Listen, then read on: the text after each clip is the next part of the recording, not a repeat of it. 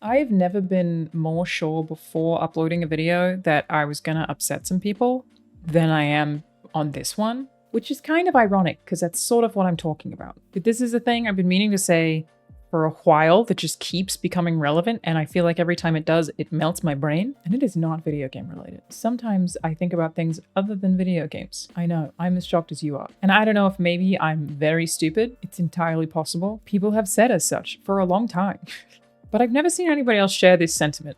Yeah, which either means that I'm really dumb, or people have been saying it for a long time and I just haven't seen it, which is equally as likely. Both of those good possibilities. Could go either way. So, you may have heard of comedian Matt Rife, who kind of blew up on TikTok and has now had his own stand-up comedy special on Netflix, which has been controversial. And I believe he kind of rose to TikTok stardom by being handsome and flirting with audiences, which there's a market for it. I actually think we underestimate just how much being handsome and flirting with young women has made some careers. I just feel like young women really economically push people to stardom. His stand-up special that is making news headlines includes a very early domestic abuse joke right in the beginning of the stand-up and has generated a whole bunch of headlines this week, including, "Is Matt Rife the manosphere's next it boy? Jordan Peterson consoles comedian who mocked beaten women, stole jokes, and is beefing online with a plastic surgeon." What a headline. Matt Rife is such a great comic that he needs Jordan Peterson to explain why he's funny. As an aside, I don't know who Jordan Peterson is. I think I get him confused with the one who told his wife to watch it. You know, the guy who was like, "Watch it, watch it." I think they're the same dude, and they're not the same dude. Jordan Peterson is a psychologist? The podcast guy? I don't know, whatever. And then the Vox headline here is Matt Rife's controversial Netflix special, Natural Selection. Every time this happens, and it does happen repeatedly, I feel like my brain is melting. And there are several layers of this that actively keep me up at night. I'm recording this at 3 a.m. I mean, if I'm being honest, it's the jet lag that's keeping me up. But I am still talking to you about this now.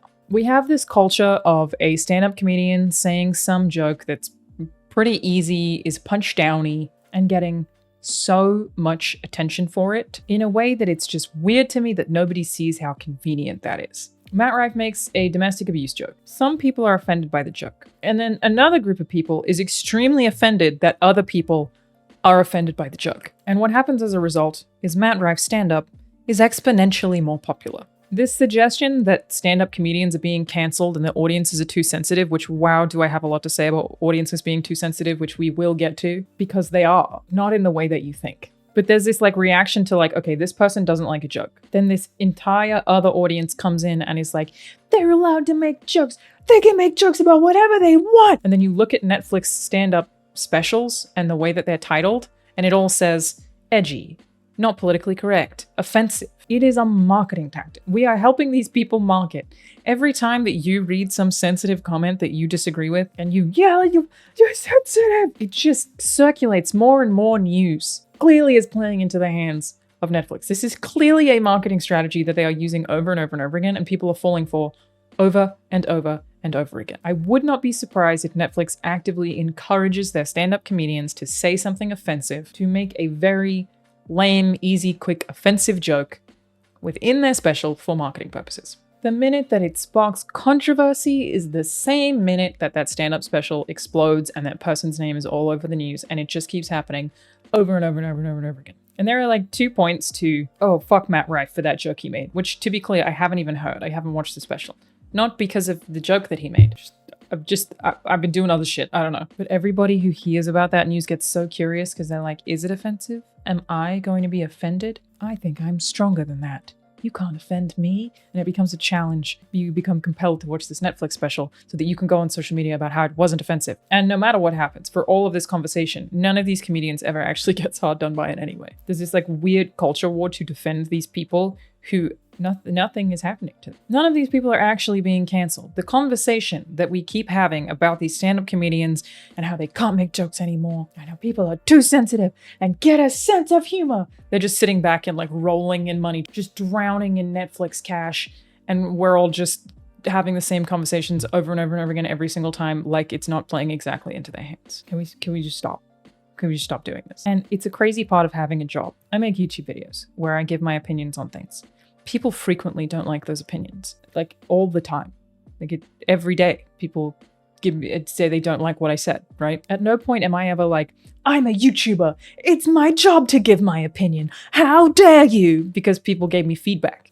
I don't know why we treat comedians like it's different. They're allowed to make a joke and someone is allowed to not like that joke and someone is allowed to tell them that they didn't like that joke. They're not immune from criticism because they're saying shit on a stage. Like, it doesn't make any sense that we get so protective of comedians specifically. Nothing is happening to them. They are all just fine and very rich, probably don't care if you defend them or not, which is feeding into the marketing cycle. I'm sure most of you already know about this, but this is an article on crack.com written by J.D. Robertson that lists 15 times comedians were actually arrested for comedy. This is a thing that was happening somewhat regularly in the same era that I think a lot of people were like, comedy used to be alive, used to be able to say whatever you want. People were literally jailed for the kind of jokes that they made. The equivalent now is just a couple of people got mad on social media. That's so much better. That is such a big improvement. Lenny Bruce, extremely famously, known as a trailblazer for free speech in comedy, was arrested several times over the years for obscene language. He was arrested most famously, this is a story that I'm sure most of you have heard of, in 1961 and arrested again in Chicago the next year for the same reason, and was deported from the UK the next year and arrested twice in New York the year after that. Effectively, before Lenny Bruce actively very strongly intervened, there wasn't even that much First Amendment protection in comedy. It has gotten better, not worse. You used to not be allowed to say whatever you wanted. You could literally get arrested for saying cocksucker. He had an obscenity trial. That's how bad this used to be. It has only gotten so much more chill. Now here's to the second part of this video, which I feel very strongly about, and I hope people are still here. Probably a lot of people are already gone. It is what it is. There is this sentiment that human beings are too damn sensitive. You can't make a joke about anything these days. And that is true. However, humans have literally always been sensitive. There has been no increase. There is an increase of sorts, but it is not sensitivity. There are layers. There are a couple examples that I love to pull up about this particular sentiment. Here's this lovely little news clipping called "Nobody Wants to Work Anymore." 1979. Nobody wants to work anymore. Newspaper headline. 1981. They didn't want to work. Nobody wants to work anymore. 1999. Nobody wants to work anymore. 2006. Nobody wants to work anymore. 2014. What has happened to the work ethic in America? Nobody wants to work anymore. It has not always been that way. When I first started to work as a teenager, I saw people work hard. 2022. No one wants to work anymore. The same thing applies to men aren't real men anymore. The first men aren't real men article I could find was in 1920. Men aren't real men. That conversation has been happening for so long. What's happening to masculinity in America? Here's an article from 1958. This is a pause because I originally accidentally said 1985. Called "The Crisis of American Masculinity. Something has gone badly wrong with American men, but a solution exists for recovering masculinity. What happened to the American male? For a long time, he seemed utterly confident in his manhood, sure of his masculine role in society, easy and definite in his sense of sexual identity." I think I'm really bad at that. It goes on to actively criticize authors. Specifically outlines Hemingway here. I mean, this is the same thing that we would do with certain social media. You know, you'll see people on Fox News saying what's happening to American masculinity. Back in my day, we were men, and then this person showed up. This is literally citing Hemingway. These same conversations repeat themselves all the time. People have been outraged about the same shit for forever. And here's my thesis here, and it definitely feeds into stand-up comedy. Human beings have always been sensitive. People used to get stoned in the streets for adultery. If a woman cheated on a man, they would literally murder her. That's pretty fucking sensitive. People used to have their hands cut off for stealing bread. That's pretty fucking sensitive. You used to get murdered for being gay. That's pretty fucking sensitive. You were that upset or offended that a man kissed another man that you murdered him and everybody just agreed that that was okay? That's pretty fucking sensitive. That's not to mention the amount of times that older generations who claim kids these days are too sensitive have tried to outlaw video games, have tried to outlaw bands. They tried to ban the Beatles for saying that they were as big as Jesus. In the 60s, that was truly the most outrageous thing that anybody had ever said, was that the Beatles were bigger than Jesus, which at the time they may have been. Very sensitive people tried to ban metal music, saying that it was related to the devil. People have tried to ban certain books. You used to be imprisoned for swearing on the street. Swearing. Humans are really fucking sensitive in general and have always been sensitive. We aren't becoming more sensitive. It's the same level of sensitivity. It's just about different shit. And, you know, as a sidebar, I think that happens because humans have all of their needs met, right?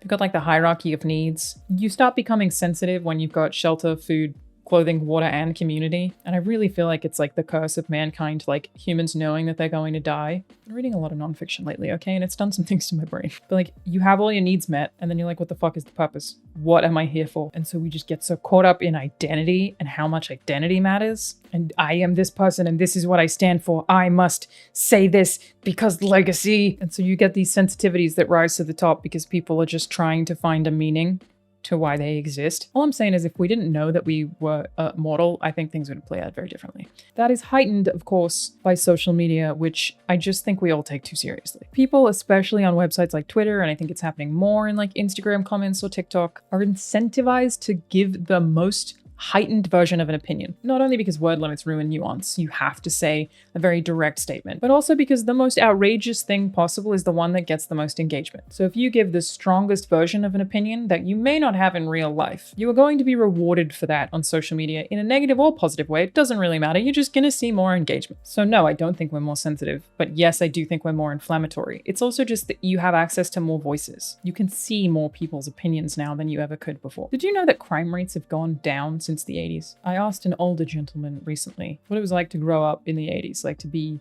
in his 20s in the 80s. And he said it was so free, we weren't worried about anything. We just did what we wanted. Crime now is so bad. Crime rates have been decreasing since the 80s, especially since the 90s. It's like a rapid decrease. And yet, if you paid attention to social media or news, you would think that it is tremendously increased. This is a perception that I think access has given us. You have more access to hear about horrific crime, and thus you think crime rates are higher. They're not. You are actually way less safe in the 80s than you are now. And this whole thing is really just part of one singular machine. The whole thing is marketing, all just feeding into one funnel that is Netflix stand-up comedy special. My thesis is this. This is a trap that everybody just keeps falling for. The problem with me saying that is that I think we've fallen for this same trap 100 years over, and I don't think it's going anywhere.